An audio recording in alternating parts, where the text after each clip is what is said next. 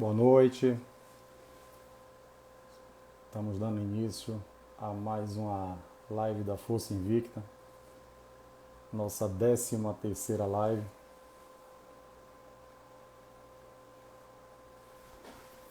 E hoje teremos aqui dividindo essa bancada virtual, nada mais do que o nosso amigo e mestre Major Roger Vasconcelos.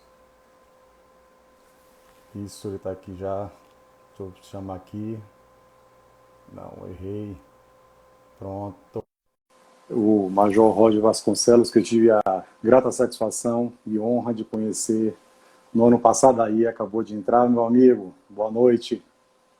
Boa Tudo bom? noite, Tudo tudo bom. bem? Viva, viva, viva. Eu estava aqui falando que eu tive a grata satisfação de conhecê-lo no ano passado, lá no Enem, em São Paulo, lá num dos auditórios do IMB, né? Naquela nossa reunião lá da diretoria jurídica da FENEM. E o grande mestre nosso, deixar aqui um pouquinho o pessoal entrando. Dá uma boa noite aos nossos associados da Força Invicta, os associados também da Associação dos Oficiais Militares do Rio Grande do Sul, do qual o Major Roger é o vice-presidente, aos nossos integrantes da FENEM, a Federação Nacional dos Oficiais Militares Estaduais. Roger, eu vou aqui fazer aqui primeiro dizer que a Força Invicta, como também a sua associação, nós temos por hábito fazer algumas reuniões presenciais. E por força da pandemia, fomos impedidos de tal e passamos uns 30, 40 dias estudando o que fazer. E aí foi decidido realizar essas lives, estamos na 13ª. Aqui tive a honra de dividir essa bancada virtual com toda a plede da FENEM, o Coronel Marlon Teza, nosso grande presidente. O Coronel Martínez esteve por 2 oportunidades, você inclusive acompanhou, tratando aqui do termo circunstanciado de ocorrência pela Polícia Militar do ciclo completo. O Coronel Assunção, grande mestre, Coronel Assunção da ASOFEPAR. Vamos ter na próxima semana o Coronel Wagner, né, lá da Defenda, e também tivemos o Coronel Miller. E agora não poderíamos fechar, né? Não fechando ainda, que temos o Coronel Wagner na próxima semana, mas eu digo fechar com chave de ouro essa equipe fenomenal da FENEM. Não poderia deixar de estar aqui com o nosso amigo Roger, né? Roger Vasconcelos. Eu vou falar aqui um pouquinho, eu fiz um resumo, seu currículo é muito extenso, Roger. Eu fiz aqui um recorte. Agora, por óbvio que eu não poderia deixar de fazer algumas menções, principalmente em algumas instituições que você faz parte agora, não somente do Corpo de Bombeiros do Rio Grande do Sul. Então, eu fiz aqui um pequeno recorte, mas não poderia recortar tanto. Então, o Major Roger, que é major do Corpo de Bombeiros Militar do Rio Grande do Sul, mas ele também já integrou a Brigada Militar como capitão até o ano de 2018. E ele também foi tenente do Exército, gente. Ele foi tenente do Exército de 1994 a 2003.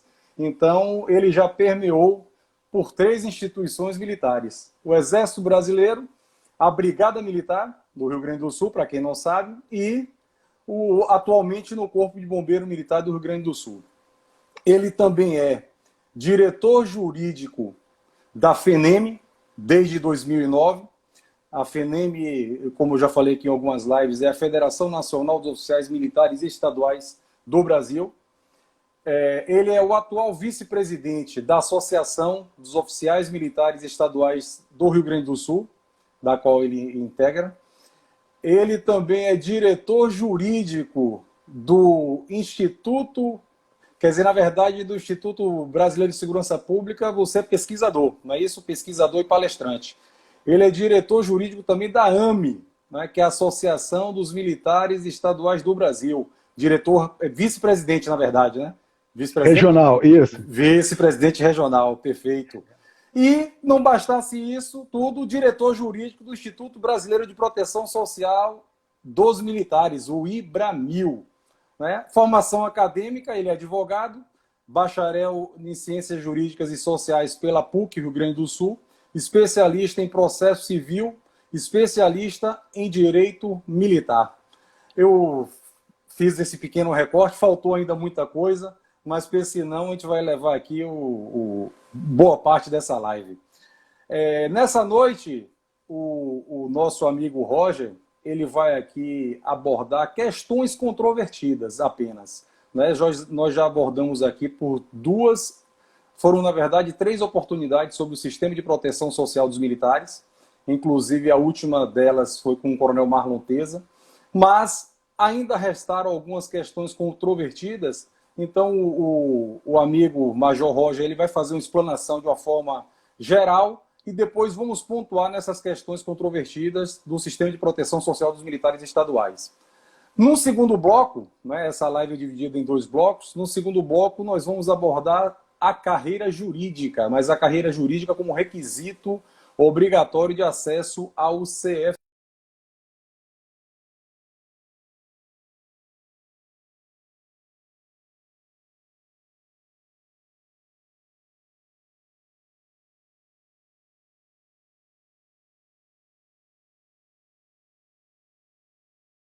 Estados apenas, a Bahia é um deles, né?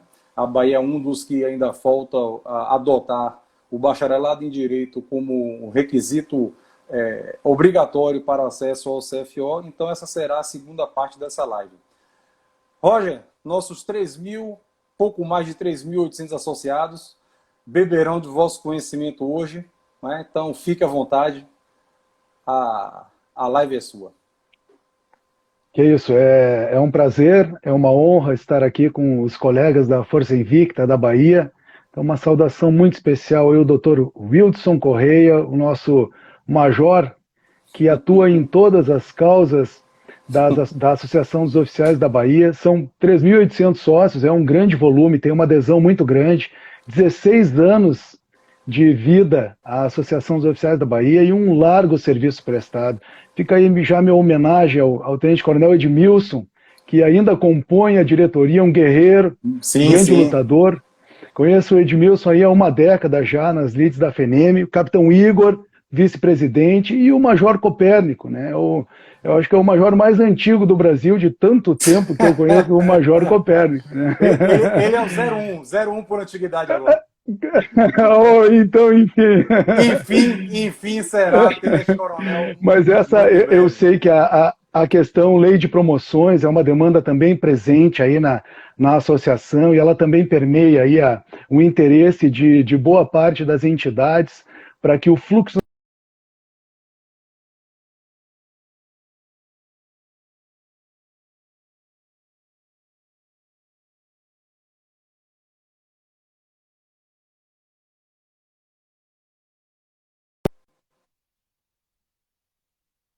né, é o sistema de proteção social, as questões controvertidas, e aí nós vamos fazer uma dialética, um debate, de repente tu pode me trazer algumas questões especiais, daí a gente trabalha com os macro problemas também, que são comuns em diversos estados da federação, e após, num segundo momento, talvez num tempo mais reduzido, porque a primeira temática, eu acho que ela desperta um pouco mais o interesse, né, da generalidade das pessoas que nos ouvem. Deixo um grande abraço aí para os nossos colegas de FENEM, de luta, os advogados que militam na área militar, os nossos colegas oficiais, os nossos colegas praças, enfim, a toda a família militar, que é o que tutela o sistema de proteção social dos militares. Nós já falamos, e já é bem exaustivo, o assunto sobre como chegamos até aqui.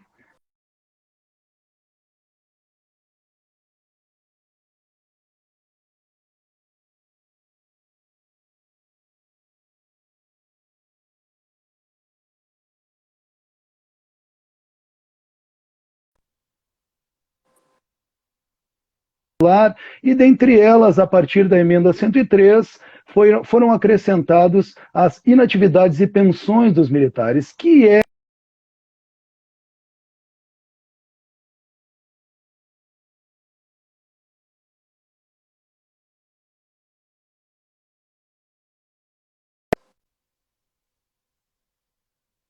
a emenda 103 fez uma correção, inclusive, no caput do artigo 40, que falava em que o artigo 40, que é a casa, né, é onde está o modelo do regime próprio de previdência dos servidores públicos, e ele falava em inativos e pensionista, que ele é aplicável, o regime próprio, aos servidores ativos, inativos e pensionistas. Falava após a emenda 41.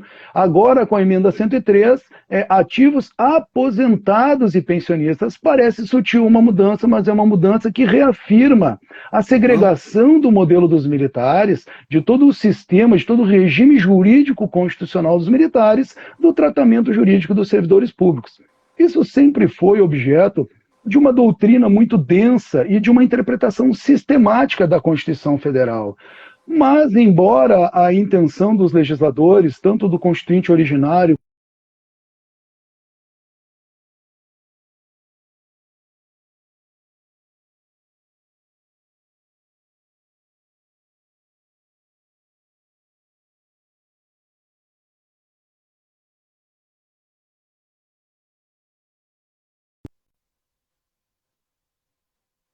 pensaram nas suas legislações estaduais, igualando esses regimes, o regime próprio dos servidores públicos.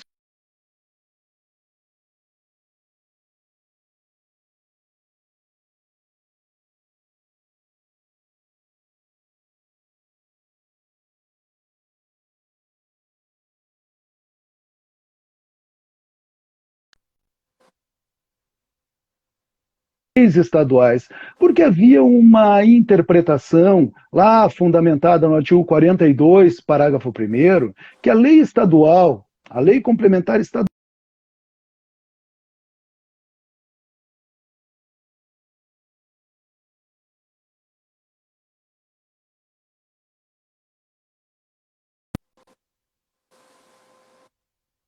está lá realmente nas competências concorrentes do artigo 24 da União, mas a Previdência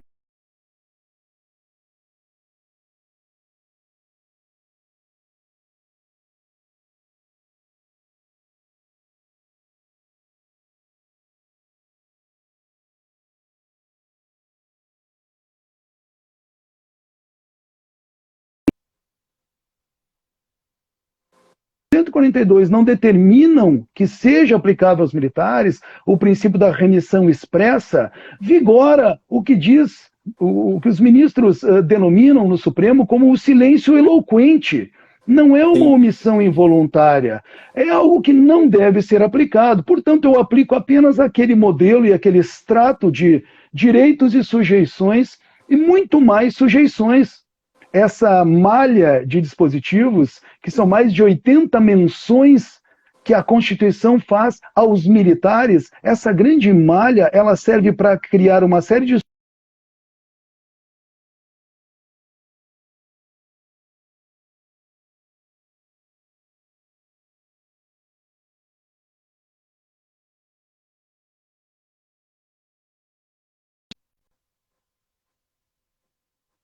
para garantir a continuidade, a perpetuidade, garantir que essas instituições de Estado sejam compostas por pessoas submetidas a um rígido código de conduta, a uma estrutura de correição forte e eficaz, porque é a primeira linha de atuação do Estado perante a sociedade. É ali que tanto se faz a repressão do crime, é isso que se trabalhou ao longo das últimas décadas, mas esse conceito de repressão ao crime demonstrou-se fracassado e então bebe-se hoje da fonte constitucional para que as polícias militares e corpos de bombeiros militares possam exercer na plenitude aquilo que é a sua função mais extraordinária, que é a prevenção. E atuando na prevenção, atuando na mediação social, na resolução dos conflitos em tempo real, é ali que se consegue efetivamente atuar e transformar a sociedade. E essa transformação social que a Constituição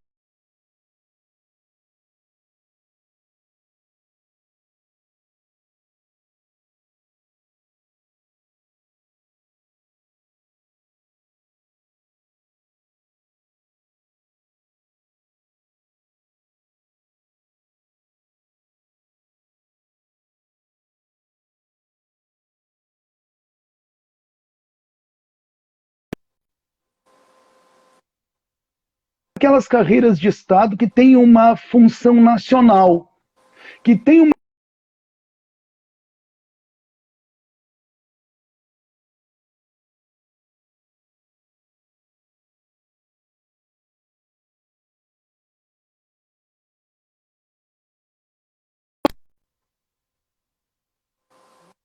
União e no ente federado Estado, na repartição funcional de atribuições, o tratamento jurídico dessas carreiras nacionais é um tratamento uniforme, é um tratamento unitário. É justamente nessa linha que entra a Lei Nacional de Proteção Social. É nesse escopo que se encaminha o projeto de lei 4363, que pretende ver uma norma nacional, um estatuto nacional para os militares, a Lei Orgânica Nacional dos Militares, já com 30 anos de atraso, para que algumas arestas que fazem com que o serviço tenha deformidades ou que não tenha sua máxima eficácia sejam aparadas numa norma nacional. Porque aí os estados podem sim e devem suplementá-la na medida das suas peculiaridades locais. E esse é o nosso modelo federativo. É um federalismo de duplo grau. E cabe aos estados essa suplementação, mas não com tamanha autonomia, sem tirar a autonomia do ente estatal, mas não com tamanha autonomia que tire a característica nacional das instituições militares. E é daí que nós extraímos a simetria. Se, tal qual magistratura, Ministério Público, os militares são instituições de caráter nacional, o âmbito de atuação difere, as Forças Armadas têm uma atuação em âmbito federal, as Forças Militares Estaduais em âmbito estadual, mas o modelo de gestão, o modelo jurídico e o sistema de proteção tem que ser o mesmo. A partir daí, a emenda 103 elevou esse conceito de previdência não mais assim denominado, e sim, como sempre foi, proteção social, na prática sempre foi um modelo de proteção social, elevou a competência da União. Na aprovação da PEC 103, alguns dispositivos acabaram ficando pelo meio do caminho. Esses dispositivos, eles agora estão contemplados na PEC paralela, mas é um longo caminho ainda para vermos aprovados. Nesse meio tempo, enquanto foi concedida, foi otorgado à União essas normas gerais, nós conseguimos, através de um grande arranjo federal, com diversos deputados, com apoio do presidente da República, de ministros.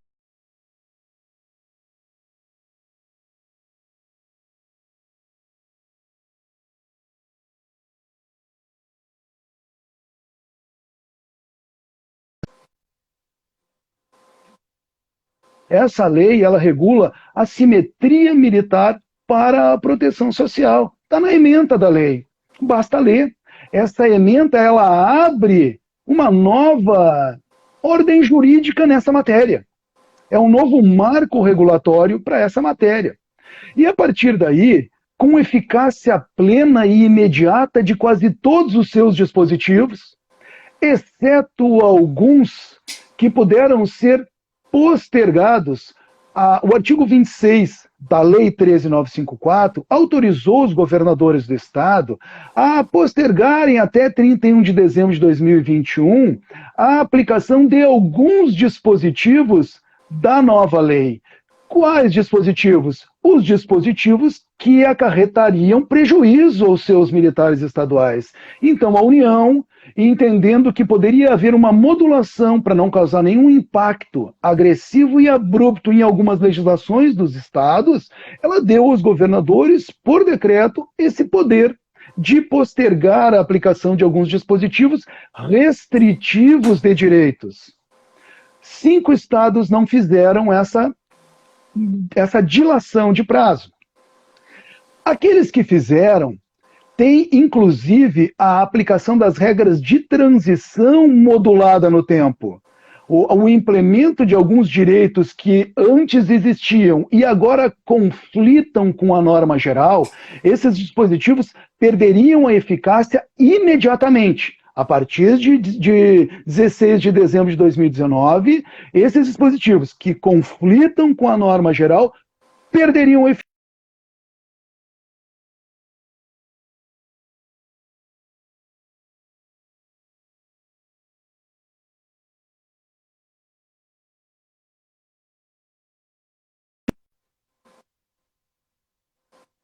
Na inatividade, promoção na inatividade não existe para as Forças Armadas desde 2001.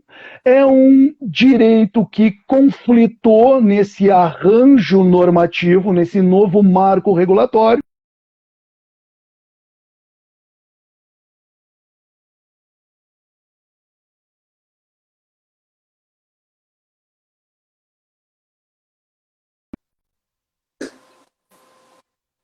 Implementar até 31 de dezembro de 2021 naqueles estados, nos 20 estados, 21 estados que postergaram o implemento desse direito adquirido. E aqui, por que nós estamos nos detendo um pouco nessa matemática cronológica?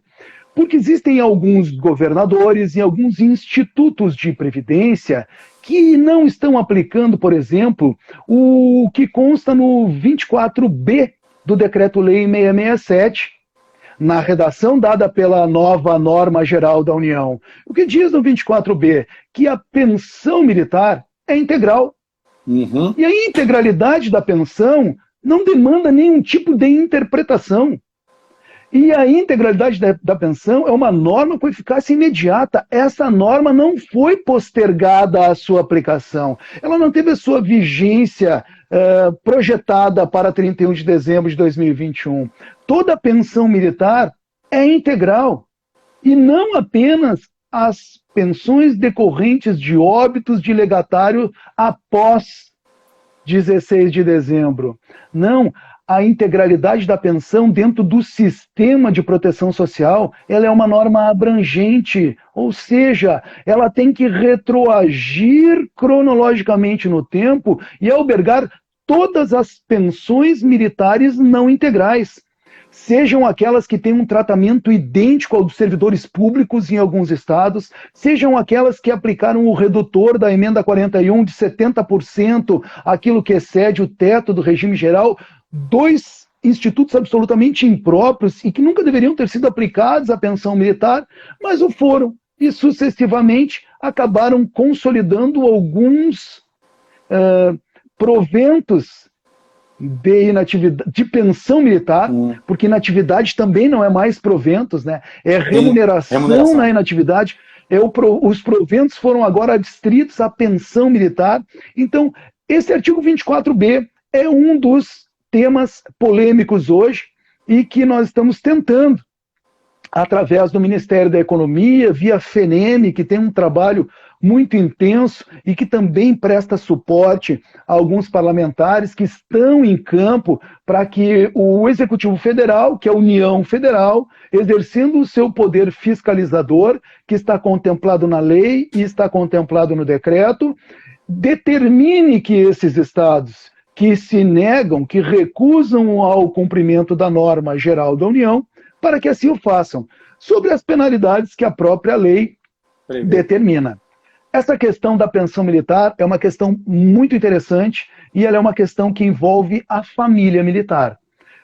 Paradigmaticamente, nas Forças Armadas, nunca houve interpretações de aplicação da emenda 41 para a pensionista ou o pensionista das Forças Armadas. A pensão das Forças Armadas sempre foi integral. E, aliás, a pensionista militar das Forças Armadas não pagava contribuição para a pensão militar. Por que não pagava? Porque o militar, o federal das Forças Armadas, o ativo e o inativo, sempre contribuiu para a pensão militar. E qual era o espírito do sistema?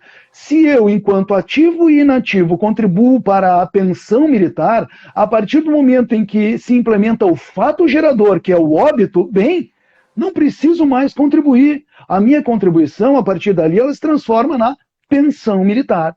Mas com essa reforma, através de uma sistemática contributiva mais abrangente, né?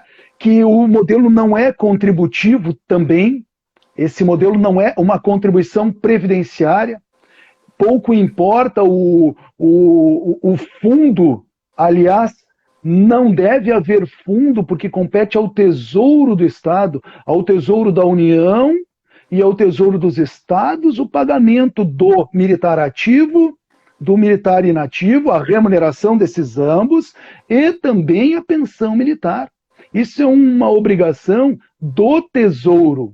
E assim a Constituição determinou para preservar essa profissão que nós mencionamos no início, foi elevada ao âmbito nacional e é uma profissão de fundamental relevância. Isso nós vamos tratar no segundo bloco, quando formos falar na parte jurídica, mas é fundamental para a cidadania, né?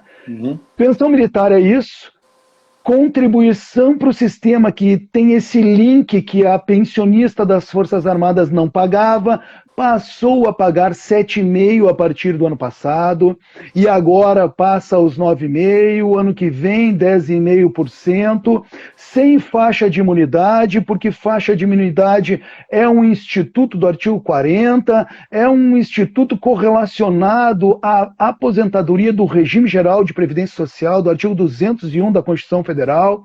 O aposentado do regime geral não paga mais contribuição para a aposentadoria, a contribuição previdenciária dele cessa no momento em que ele faz o gozo do benefício de aposentadoria. Com esse espírito, como os dois modelos, o regime próprio e o regime geral, eles vêm se entrelaçando desde a emenda 20, emenda 41, e ele se consolida praticamente fundido a partir da emenda 103. E por quê? Porque a Previdência, ela passa a ser a Previdência complementar.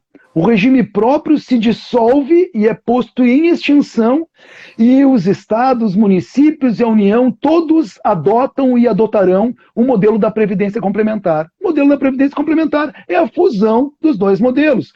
Todo servidor público que ingressa sobre a égide da Previdência complementar contribui até o teto do INSS, até o teto do regime geral, não querendo complementar, ele não complementa, não incide contribuição nenhuma, e ele vai perceber, quando se aposentar, bem, até o teto. Nem sempre é o teto, porque tem uma série de outros elementos que podem, inclusive, implicar em redução dessa aposentadoria do regime geral e do regime de previdência complementar agora aplicável ao servidor público. Para os militares, não. Militares, a alíquota que for, hoje 9,5%, ano que vem 10,5%. Ela é aplicável sobre a totalidade. Totalidade da remuneração do ativo, totalidade da remuneração do inativo, totalidade dos proventos da pensão militar. E para essa alíquota, aqueles que tiveram, a partir da vigência da lei, 16 de dezembro de 2019, quando essa nova alíquota implicasse em redução do valor nominal da remuneração, aí sim a anterioridade 90º do artigo 150 da Constituição Federal. Mas quando essa nova alíquota implicasse em benefício remuneratório, um aumento no valor nominal da remuneração, nem anterioridade 90º é aplicável. Imediatamente a nova alíquota deveria incidir sobre a remuneração do ativo e inativo e sobre o pensionista. Bem, esta questão da alíquota tem sido um problema. Eu não consegui, nós, enquanto entidade nacional, nós não conseguimos ainda mapear, porque é muito dinâmico. Alguns estados, inclusive, estão incluindo os militares na previdência complementar depois do novo marco regulatório, depois da emenda 103, depois da lei 13.954, tem legislações que incluíram os militares na previdência complementar. E agora? Se a própria norma geral da União expressamente refuta, impede a aplicação de qualquer instituto do regime próprio aos militares. E a previdência complementar é um subproduto do regime próprio. Ela é derivada do regime próprio, tanto que ela está lá nos parágrafos 15 e 16 do artigo 40. E agora, esses militares que ingressarem a partir da vigência da previdência complementar, qual vai ser o modelo aplicável para eles? Eu não tenho a menor dúvida da absoluta e absurda inconstitucionalidade dessas normas. Não só as novas normas, como, por exemplo, no estado do Pará, que legislou incluindo os militares inconstitucionalmente na Previdência Complementar dos servidores públicos, ao arrepio de todo o texto constitucional que segrega o sistema e o regime próprio dos militares dos servidores públicos, eu não tenho a menor dúvida. Mas nós temos ainda, além dos que inovaram de forma muito atentatória aos conceitos agora muito explícitos, nós temos, antes da emenda 103, 5 estados que já estavam na Previdência Complementar. Esses estados têm um problema jurídico contábil para resolver, porque eles precisam restabelecer a condição da proteção social dos militares. Eles precisam extinguir aquele fundo de capitalização que é característico do modelo de previdência complementar, extinguir, apropriar esses valores no tesouro do Estado e, a partir daí, seguir aplicando a nova alíquota aos militares, independentemente de fundo. E a gestão desse sistema, ela preferencialmente, aí a lei não impôs, deu uma relativa autonomia, respeitando a autonomia dos entes federados, a lei deu uma relativa discricionariedade para que essa gestão possa ser executada na administração direta e preferencialmente assim deve ser, como acontece com as Forças Armadas. É dentro das Forças Armadas que ocorre toda essa gestão de pagamento de ativo, de pagamento de inativo, de credenciamento de beneficiários e de pagamento da pensão militar.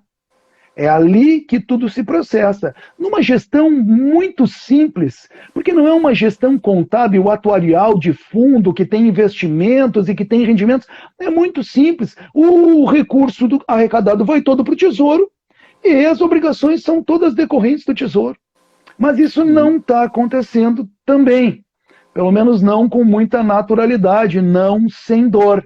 As legislações estão tentando nascer nas assembleias legislativas, os projetos de lei estão sendo entabulados, de regra, pelos institutos de previdência dos estados, e os institutos eles enxergam o sistema de proteção social como um alienígena no seu ambiente. Então, aqueles estados que atribuíram aos institutos a gestão da proteção social estão tendo sérias dificuldades, porque é uma atuação administrativa completamente diferente, muito mais simplificada, mas é difícil para o servidor acostumado a uma determinada sistemática de tratamento de regime próprio enxergar a proteção social, que é um modelo retributivo, que é não atuarial, como ela merece ser tratada. Daí, muitas demandas judiciais, coletivas, de controle concentrado estão represadas, inclusive numa tentativa nossa de não estimular a judicialização, aguardando que os entes federados conversem, União através do seu poder fiscalizador para impor as suas normas gerais e estados para o cumprimento espontâneo dessas normas gerais, entendendo que aquilo que colide perde a eficácia. A ação civil originária é um novo mecanismo, nem tão novo, mas ela surge com muita potência, não só na proteção social, mas para debater esse nosso federalismo de duplo grau, para ver qual é o limite, quais são as fronteiras de centralização e de desconcentração de poder da União e dos estados. E aí a nossa alíquota está em pleno debate no STF. Eu vou parar de falar um pouquinho, eu vou deixar para nós interagirmos, mas eu volto para esse ponto da alíquota no STF, ação civil originária. Tá, joia. Antes de fazer uma abordagem, eu gostaria de mandar aqui um abraço ao Coronel Araújo Gomes, está aqui nos assistindo, o Coronel Assunção, que eu mencionei logo no início, presidente da Sofepar, que também dividiu essa bancada online aqui do Instagram junto comigo, os doutores Ismael Pedrosa, Jaqueline Salles, Kleber Freitas, o Major Vasconcelos, um grande amigo meu, o Major, está na reserva também, o Tenente Coronel Bombeiro, seu colega, Augusto Nobre, Tenente-Coronel Hilberto Rego, presidente do Conselho Deliberativo, e o Coronel Roberto Guimarães, que dentro da filosofia da FENEM de estimular a candidatura, né, candidatura do militar estadual, o Coronel Roberto Guimarães é candidato a vereador aqui pela cidade de Salvador. E gostaria de dizer aqui que todos aqueles candidatos que compareçam aqui à live serão mencionados democraticamente, tá bom? Roger, como você bem explanou, a polêmica, assim dizemos, a questão controvertida do sistema de proteção social dos militares paira justamente na questão da alíquota, não é? Mas não da alíquota por os ativos, porque no caso aqui da Bahia, os ativos, os militares da ativa, já estavam recolhendo 14%. E com a reforma da Previdência, existindo a previsibilidade, né, uma previsão dos gestores poder aumentar essa alíquota até o 22%. Então, para os ativos, a redução para o 9,5% foi um ganho imediato. 9,5% no primeiro ano, 10,5% a partir do ano que vem. Só que os inativos, como aqui seguia a regra do 18, do 40, como você bem explanou, e aqui eu chamei aqui o Coronel Assunção justamente para isso, que ele foi instrutor meu no curso de assessoria parlamentar e muito bem ele tratou lá a questão do artigo 42 da Constituição Federal. E os militares estaduais, nele está situado. E como você, mais uma vez aqui, como o Coronel Assunção falou, eu já falei em live anterior, o Coronel Marlon já comentou, o que não está no 42 não se aplica ao militar estadual. Somente aquilo que o 42 faz a remissão.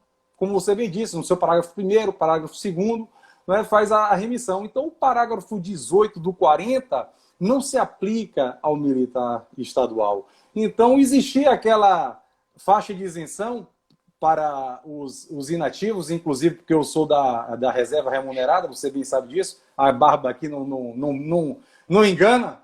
Então, existia aquela faixa de isenção de 6 salários mínimos. Então, a contribuição, 14%, só incidia a partir acima dos 6 salários mínimos. E hoje o 9,5%, 10,5% a partir do ano que vem, é na integralidade. Então, passamos a recolher um pouco mais por conta disso. Só que se esquecem que, além do 18 não fazer parte, aqui o Estado da Bahia fez uma revisão na lei que previa essa faixa aí de isenção e foi reduzido de 6 para 3 salários mínimos. Ou seja, se continuasse dessa forma, seria 14% a partir dos 3 salários mínimos e não mais dos 6.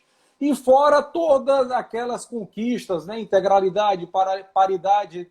Ou seja, integralidade nós já tínhamos, mas a paridade na remuneração da reserva e da reforma, a integralidade e a paridade da pensionista com esse efeito que você disse aí, o efeito ex-tunc, ou seja, tem que buscar aqueles pensionistas, ou seja, um pensionista de um major tem que perceber o que o major percebe na ativa, né? E não ter aquele valor defasado. Só que os estados, para eles fazem a conta. Viram que a alíquota foi positivo, aplica imediatamente. Mas aqueles itens que não são positivos para eles, aí eles fazem ouvidos moucos, né? Então, faz de conta que não leu, faz de conta que não existe e segue aí. Então, estamos aguardando justamente, já tem muita gente nos procurando para poder buscar judicializar. Eu falei, calma, gente, que está havendo, né, toda uma negociação junto com a FENEM, Ministério da Economia. É uma adaptação, não deixa de ser uma adaptação. Né? Então, os gestores estaduais eles se assustaram com esse sistema de proteção social dos militares estaduais.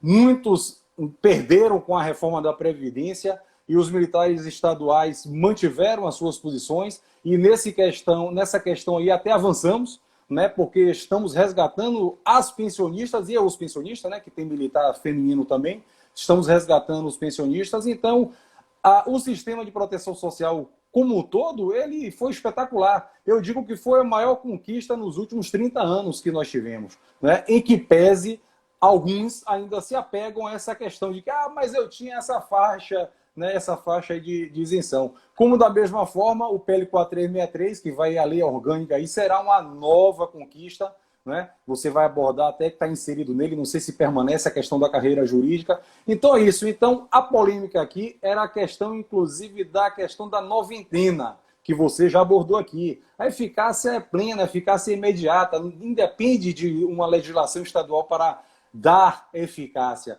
Então, se houver noventena, que é quando prejudica o contribuinte, ela é a contar de 16 de dezembro de 2019, e não quando uma legislação estadual seja implementada.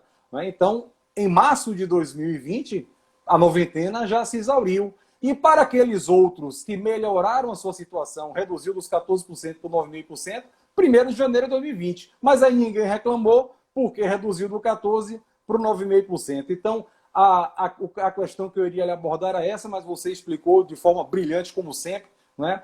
Eu aqui me mantive aqui silente justamente para poder que o nosso associado não perdesse nenhum segundo da sua explanação.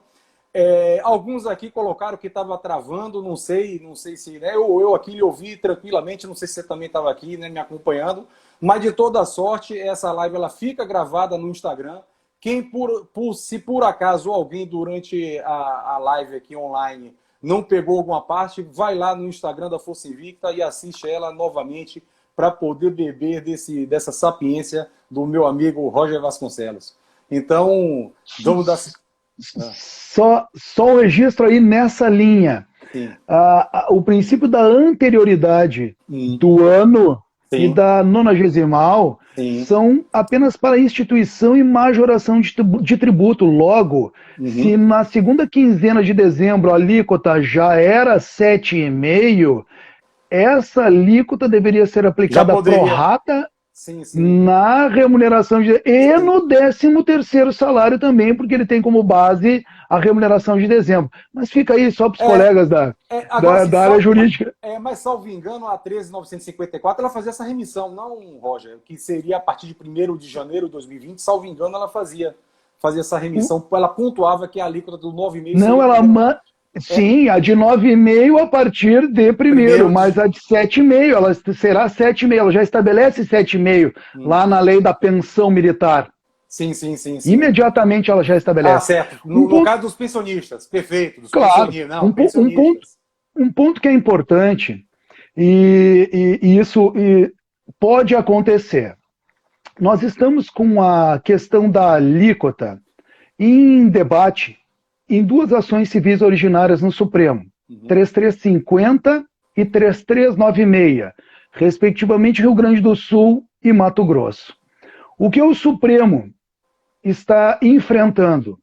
Será que a União não extrapolou os limites das suas normas gerais ao fixar a mesma alíquota para os estados a que é aplicável para as Forças Armadas? Será que o Constituinte deu esse poder para a União quando disse que pensão militar e inatividade é competência da União? Contribuição não está ali explícito como inatividade e pensão. Poderia a contribuição ser norma geral, aplicável obrigatoriamente aos estados?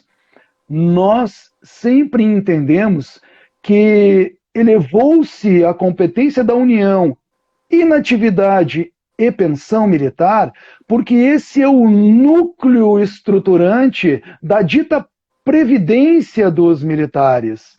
Na previdência dos militares, a contribuição nunca foi elemento estruturante, nunca foi fundamento do sistema. O fundamento do sistema, inatividade e pensão, paridade e integralidade. E isso tudo está deslocado para as regras gerais da União. Contribuição é um acessório, é apenas um dos tantos elementos dispostos na lei. Por isso que não foi necessário explicitar. Se tivesse a emenda 103 colocado expressamente contribuição lá no 22-21, nós já poderíamos fazer uma leitura de que o modelo passaria a ser um modelo contributivo. E o modelo não é um modelo contributivo. Não é essa a gênese do sistema de proteção social. E agora, nessa semana, em curso, o plenário virtual iniciou o julgamento de uma dessas ações civis originárias, a 3396. E no voto do ministro Alexandre de Moraes está sinalizado que, no entendimento dele, o Estado, com base no 42, parágrafo 1º, combinado com o 142, parágrafo 3º, inciso 10, ainda tem competência legislativa para estabelecer a alíquota dos seus militares. É isso que está dizendo o ministro Alexandre de Moraes. Já foi acompanhado pelo Marco Aurélio nessa ação civil originária, já tem um voto do Barroso, do ministro Barroso, na ação civil originária 3350 do Rio Grande do Sul, mas é nessa linha. Os estados podem estabelecer, não tem julgamento definitivo de mérito, e quando tiver ação civil originária, como ela define lide federativa entre o ente e o outro ente, entre o ente estatal e o ente União, ela tem validade entre as partes. Sim. Ela não tem um efeito erga omnes de uma ação direta de inconstitucionalidade. Por certo, o arrastamento vai acabar vindo com naturalidade. Mas o que significa compete aos estados estabelecerem a sua própria alíquota? Significa que podem os estados atribuir a mesma alíquota dos servidores civis? Talvez. Tem uma coisa que não pode: progressividade da alíquota.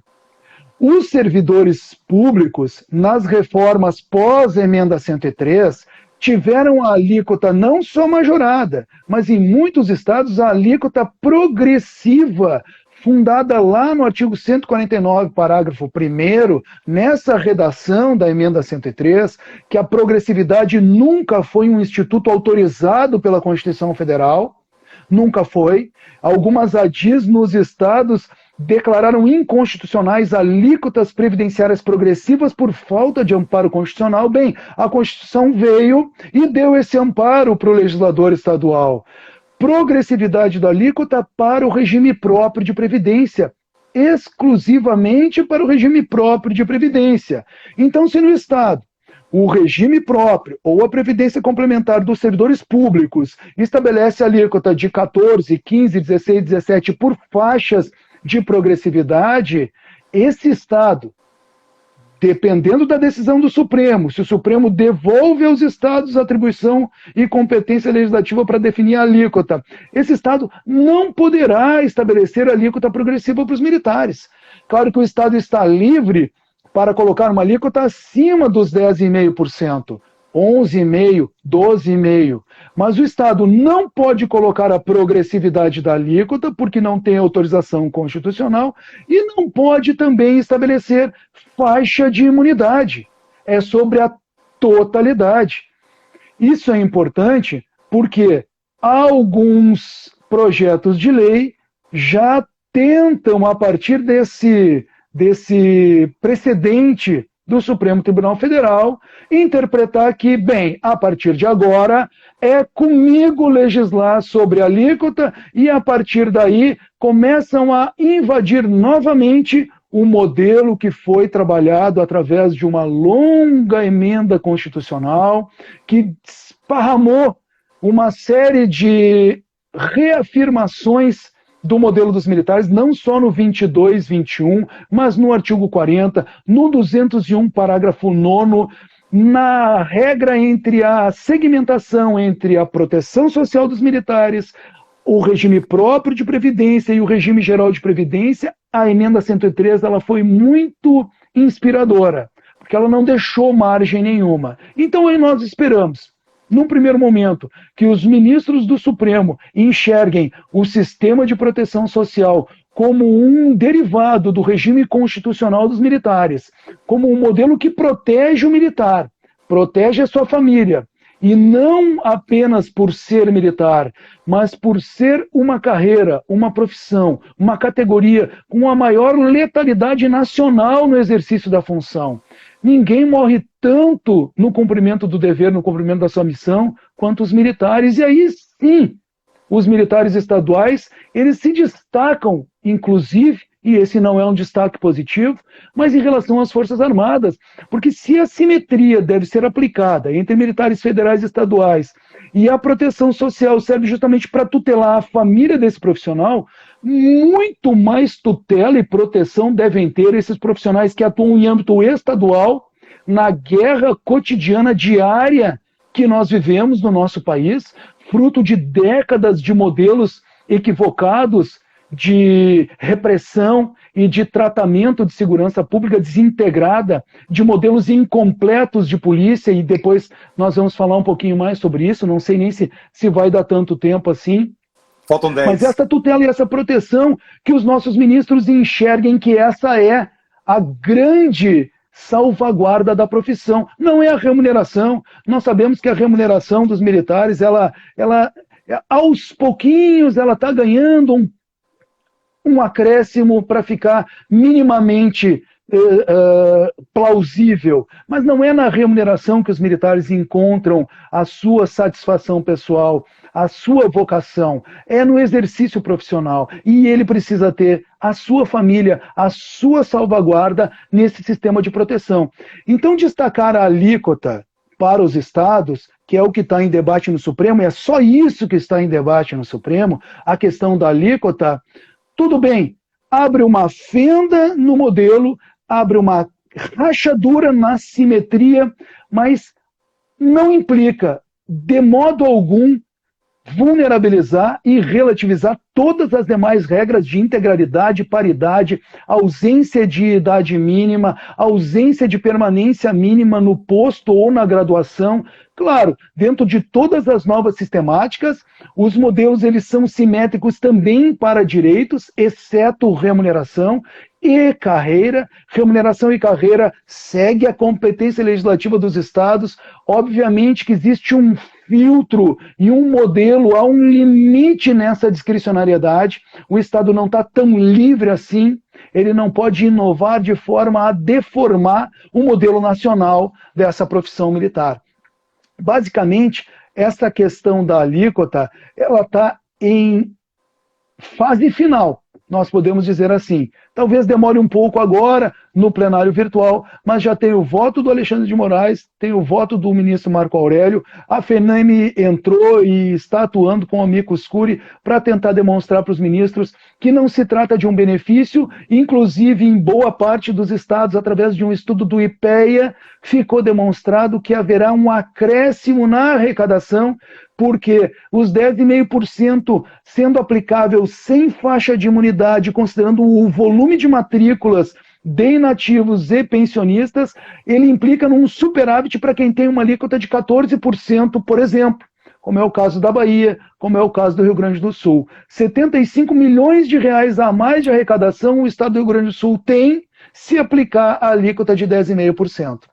Então, isso ainda está em fase litigiosa no Supremo Tribunal Federal, não se tem ainda uma perspectiva de julgamento definitivo sobre a alíquota segue, então, sub judice. Infelizmente, num encaminhamento que não compreende, como nós compreendemos e como as emendas constitucionais desenharam o modelo nacional das forças militares, a emenda 18, a emenda 20, a emenda 41 e a emenda 103, além do texto originário da Constituição Federal, e a Constituição não nasce, ela não surge do nada, ela vem de todos os componentes históricos das constituições anteriores, e todas elas traziam a profissão militar com muito cuidado, com muito zelo, porque são esses profissionais que vão atuar na lide no conflito social, armados, arriscando a própria vida para defender a vida do cidadão, custe o que custar. E muitas vezes custa e custa muito caro. Amigo Roger, você tem... Quase no fim. Quase no fim. Você tem pouco mais de 5 minutos para poder se virar nos 5 minutos aí para falar sobre carreira jurídica. Formação jurídica. Antes disso, eu vou mandar um abraço ao Tenente Coronel Spett, que ele tinha adentrado aqui antes, eu me esqueci aqui de falar. E dentro daquela filosofia, um abraço também ao professor Major Estrela, também candidato a vereador pela cidade de Salvador, meu contemporâneo do aspirante 91. Vamos lá, 5 minutos. Formação jurídica. O texto constitucional outorgou às polícias militares e corpos de bombeiros militares muito mais do que uma mera execução de leis, mero cumprimento de leis. a preservação da ordem pública e a atuação dessas forças no conflito social, na prevenção ao delito, na resolução, na mediação desses conflitos, para que eles não transbordem os limites do crime, para que não se transforme aquele fato social no crime, outorgou-se a essas profissões, a essas instituições, essa função fundamental. Para o exercício dessa função, para a máxima, para a plenitude dessa missão constitucional de preservação da ordem pública, de polícia ostensiva, de mediação e resolução de conflitos em tempo real, para dirimir esses conflitos, a formação jurídica no corpo diretor, para os oficiais que sempre tiveram no seu CFO uma formação híbrida, era metade das cadeiras, eram metade destinadas à parte jurídica, outra metade à formação policial, militar e bombeiro militar. Agora reduz-se a formação, já se recruta nesses estados, e boa parte dos estados já acolhe a formação jurídica para ingresso no CFO, mais de 80% dos estados da federação, o ingresso para o curso de formação de oficiais, ele já pressupõe a formação jurídica, e lá o oficial, o aluno oficial, o aspirante, ele vai ter a formação do direito penal militar, do direito administrativo militar, da parte de correição, da parte de direitos fundamentais aplicados à realidade, e outras disciplinas de gestão, de contabilidade pública, gestão pública, que são genuinamente aquelas disciplinas preponderantes. É a função jurídica preponderante em quem exerce o ciclo completo de polícia judiciária militar, de quem atua como juiz militar, de quem preside os conselhos de disciplina, os conselhos de justificação, instrumentos com o devido processo jurídico, instrumentos que precisam contemplar todo um amplo conhecimento e uma ampla fundamentação constitucional, infraconstitucional e normativa, para poder treinar a tropa, 500 mil profissionais que atuam noite e dia, diretamente com a população, para que a tropa tenha a orientação segura para que possa resolver o conflito dentro da lei, dentro da juridicidade. O oficial que está permanentemente em contato ou diretamente no campo, no teatro de operações, na circunscrição, ou pelo telefone, pelas redes, nas centrais de comunicação, ele está ali presente, atuante, em tempo real, com a formação jurídica prévia e com toda a expertise que a experiência dessa profissão traz. E a praxis é, sem dúvida nenhuma, fundamental. Então, embora o Supremo diga que nem delegado de polícia teria que ser uma formação jurídica e não é carreira essencial à justiça, bacana, legal o Supremo dizer isso, não tem problema. Nós não queremos ser essenciais à justiça, nós queremos é prestar muito adequadamente, com a máxima expansão, com a máxima resolutividade, o nosso dever, a nossa missão. E para isso, o recrutamento dos profissionais formados em direito tem se demonstrado muito eficaz e tem ampliado sobremodo o próprio escopo, o próprio pensamento originário de quais seriam os limites. Não tem limites. Dentro da Constituição e da lei, nós temos ainda um longo caminho, uma longa trajetória para ampliar e aperfeiçoar os nossos serviços. Perfeito. Contagem regressiva, 1 minuto e 17 segundos.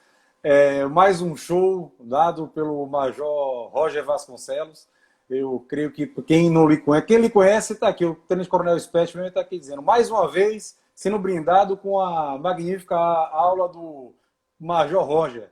E para quem não lhe conhece, está lhe conhecendo hoje, e somente você, para poder, em menos de 5 minutos, conseguir fazer essa conclusão aí, sem que o Instagram nos derrubasse. Muito obrigado, meu amigo. Tomara que essa pandemia passe logo para poder voltarmos a nos encontrar pessoalmente.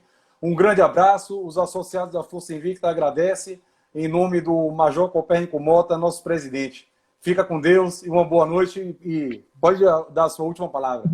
Grande abraço a todos, meu amigo Wilson, sempre presente aqui, comunicando informações úteis para todo o Brasil. Grande sucesso esse projeto da Força Invicta, sem dúvida nenhuma. E o projeto de lei 4363, se o Constituinte entendeu bem e se o legislador e o Congresso conseguirem captar a mensagem, a formação do militar no CFO será a formação jurídica como requisito, e do nosso praça, curso superior também.